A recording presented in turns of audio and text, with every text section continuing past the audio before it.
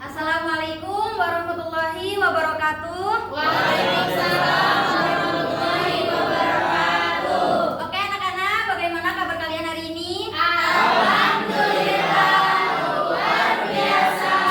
Allahu Akbar. Alhamdulillah, semangat semua ya belajarnya. Semangat. Hari ini kita akan membahas mengenai menghadirkan sholat dan zikir dalam kehidupan kita sehari-hari ya. Oke. Sebelum mulai pembelajaran, saya akan mengabsen dulu ya kehadiran kalian. Apakah ada teman kalian yang tidak masuk hari ini? Masuk semua. Masuk semua ya. Alhamdulillah. Oke. Jadi kita akan masuk ke pembelajaran mengenai pengertian sholat ya. Pengertian sholat. Sebelum kita melakukan sholat ya anak-anak, kita harus berwudu terlebih dahulu. Jadi wudu itu penting ya sebelum kita melakukan sholat. Ya, sholat adalah ibadah kepada Allah SWT yang dimulai dari takbiratul ihram dan diakhiri dengan salam. Hukum melaksanakan sholat sendiri yaitu hukumnya fardu ain. Fardu ain, salah ya, fardu ain, yaitu wajib ya anak-anak. Ya Bu, pasti semua anak-anak sudah tahu ya mengenai arti dari wajib. Wajib adalah yang apabila kita mengerjakan kita mendapatkan pahala, dan apabila kita meninggalkan kita mendapatkan dosa.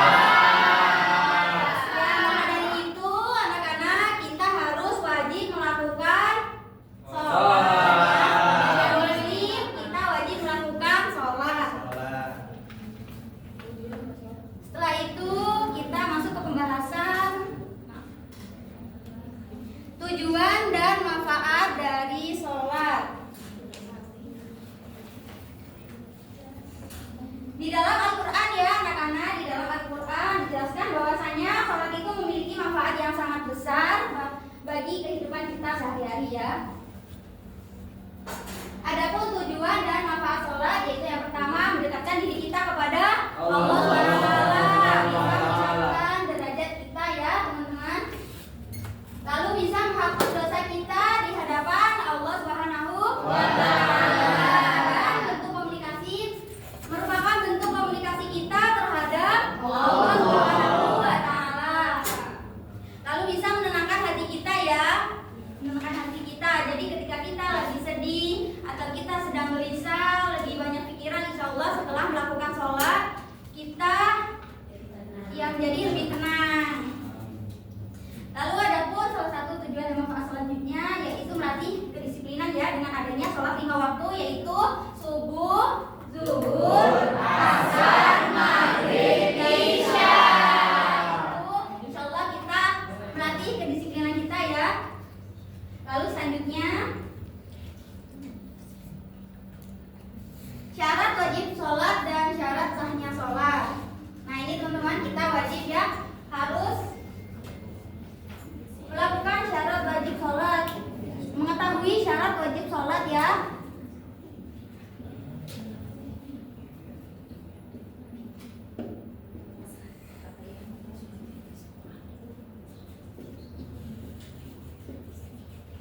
Syarat wajib sholat yang pertama yaitu kita harus beragama Islam. Ya, syarat wajib sholat yang pertama yaitu Islam ya anak-anak. Jadi ketika kita beragama Islam kita wajib melaksanakan sholat. Lalu yang kedua yaitu balik. Ya, ketika ada seorang anak yang sudah balik itu wajib melaksanakan sholat.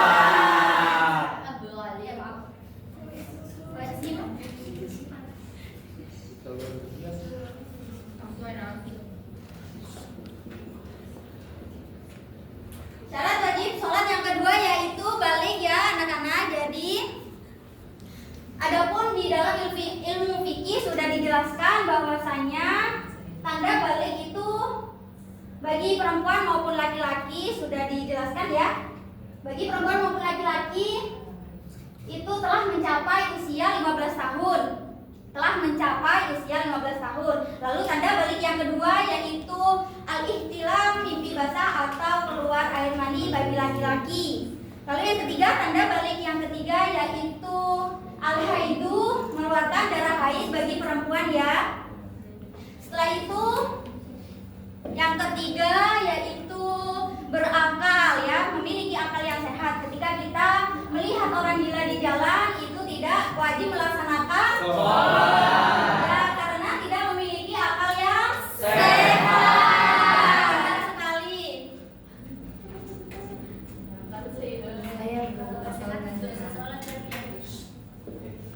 Lalu yang keempat yaitu telah masuk dakwah Islam. Maksudnya apa? Telah masuk dakwah Islam. Jadi misalkan ada ya di sebuah suku pedalaman ya, terdapat sekelompok orang yang dimana suku tersebut tidak mengetahui ajaran Islam ya, tidak ada ustadz yang mengajarkan Islam kepadanya.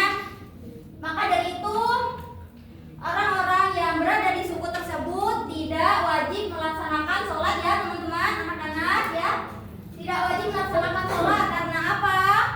Karena tidak masuk dakwah Islam kepada sekelompok orang yang berada di suku tersebut. Telah masuk.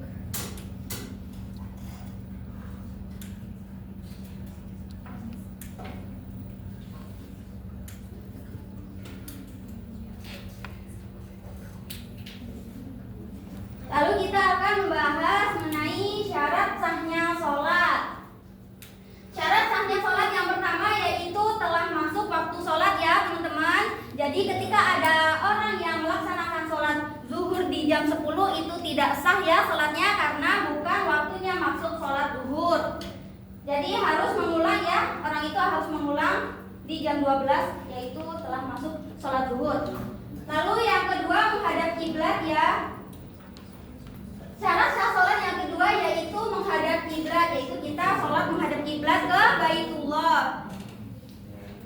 Lalu yang ketiga menutup aurat. Ketika kita sudah menghadap kiblat lalu telah masuk waktu sholat, kita harus menutup aurat ya teman-teman. Lalu yang keempat, bersih badan, pakaian dan tempat dari najis ya, yang seperti saya jelaskan di awal, kita harus bersih badan, tempat dan pakaian dari najis. Jadi ketika kita bersih dan suci, insya Allah sholat kita diterima oleh Allah Subhanahu wa Ta'ala. Setelah itu kita masuki pembahasan rukun-rukunnya sholat ya. Ini wajib sekali ya, harus kalian ketahui, yang harus kalian pahami yaitu mengenai rukun-rukun sholat ya. Rukun-rukun sholat yaitu bagian atau gerakan sholat yang wajib dilakukan dan tidak boleh ditinggalkan ya anak-anak. Jadi rukun sholat yang pertama yaitu niat ya. Niat di dalam hati sesuai dengan sholat yang dikerjakan. Lalu yang kedua, berdiri bagi yang berpuasa, berdiri bagi yang mampu. Jadi ketika kita tidak sakit, kita masih sehat, masih bisa melakukan sholat dengan berdiri, maka sholatlah dengan berdiri ya. Lalu yang ketiga, takbiratul ihram. Ketika kita membaca Allahu Akbar itu kita dinamakan dengan takbiratul ihram. Lalu yang keempat, membaca surat Al-Fatihah. Rukun sholat yang kelima yaitu ruku serta tumaknina ya.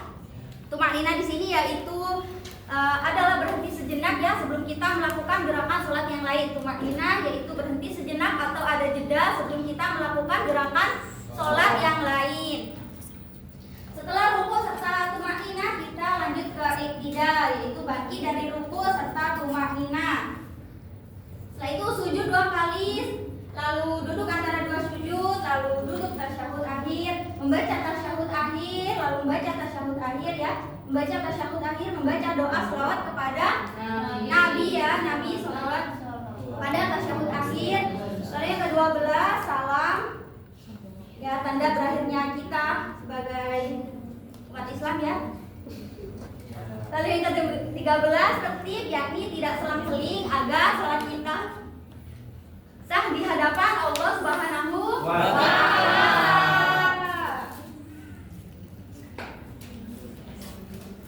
Lalu selanjutnya kita masuk ke pengertian zikir.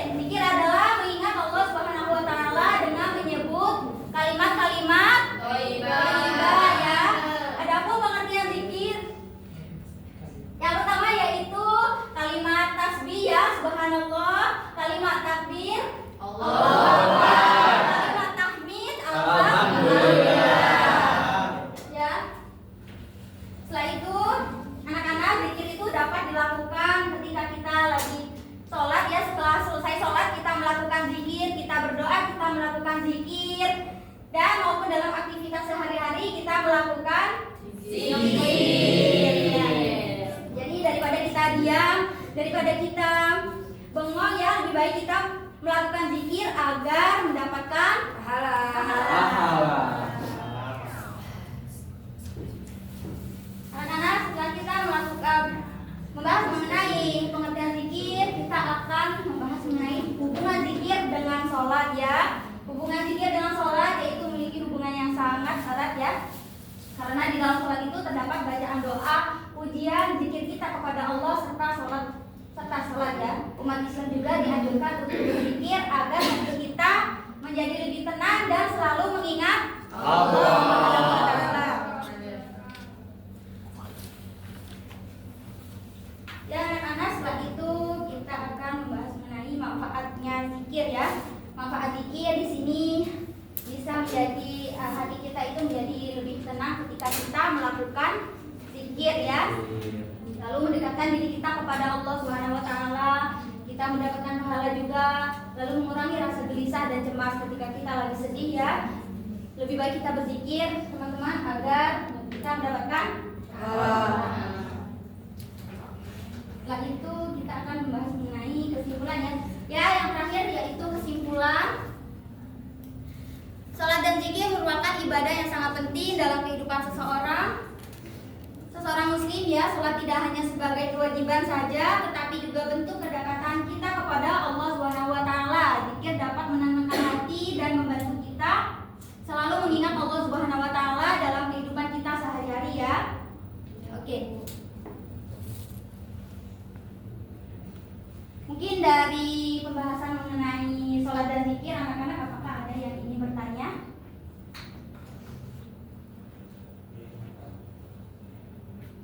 Saya Bu, Ya, kenapa sholat itu tiang agama?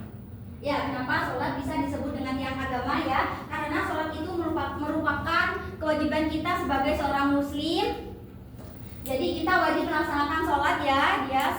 Oke, makasih. Oke. Mungkin sudah paham semua ya mengenai sholat dan zikir. Anak-anak ya. Bu. Baik, sekarang saya akan menutup pembelajaran pada hari ini.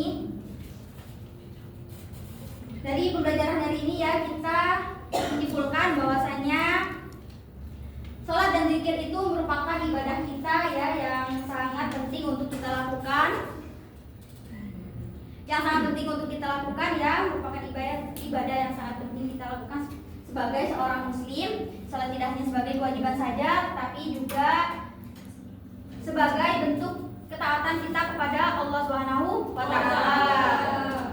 Jadi dan zikir juga merupakan ibadah kita ya kepada Allah Subhanahu wa Ta'ala yang dapat membuat hati kita menjadi lebih tenang dan mengingat Allah dalam kehidupan kita sehari-hari. Saya berharap materi yang saya sampaikan pada hari ini dapat bermanfaat ya dan bisa diterapkan dalam kehidupan kita sehari-hari. Mohon maaf apabila masih terdapat banyak kekurangan dan penyampaian saya masih kurang dalam pembelajaran hari ini. Terima kasih atas